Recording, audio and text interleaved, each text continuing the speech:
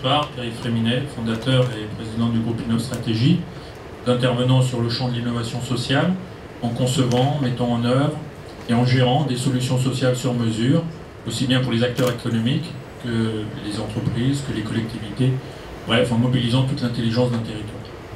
En fait, on travaille sur les territoires de manière unique, c'est-à-dire chaque territoire a ses propres spécificités, donc on va capitaliser et valoriser toute l'intelligence qui existe sur un territoire, on va la mobiliser autour d'un projet de développement solidaire.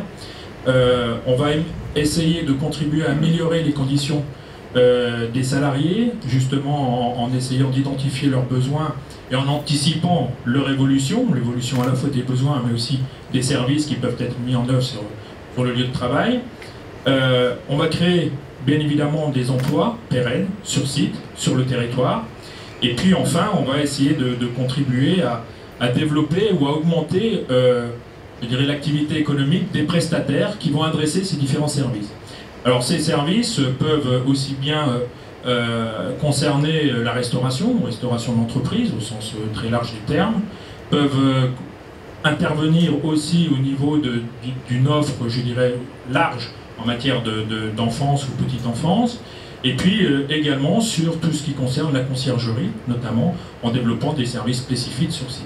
Clairement, aujourd'hui, les services sont très demandés sur les territoires, notamment les nouveaux territoires, les territoires sur lesquels il y a une forte attractivité, alors bien sûr pas seulement immobilière, mais pour réussir et permettre à une entreprise de réussir sa mobilité de l'entreprise, il faut recréer un environnement de service pour les salariés.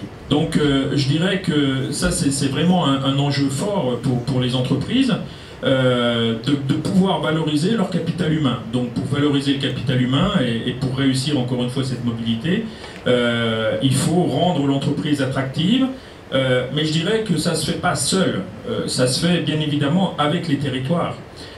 Là aussi, il s'agit de valoriser les atouts d'un territoire. Quand on fait venir une entreprise sur un territoire, enfin on l'a évoqué déjà assez longuement ce soir, mais ça ne s'improvise pas. Il faut rendre fertile ce territoire.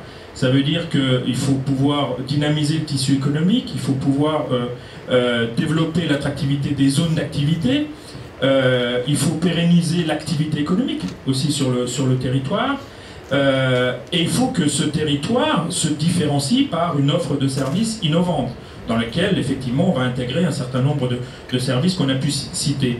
Mais aussi, pour ce territoire, c'est de fidéliser les entreprises.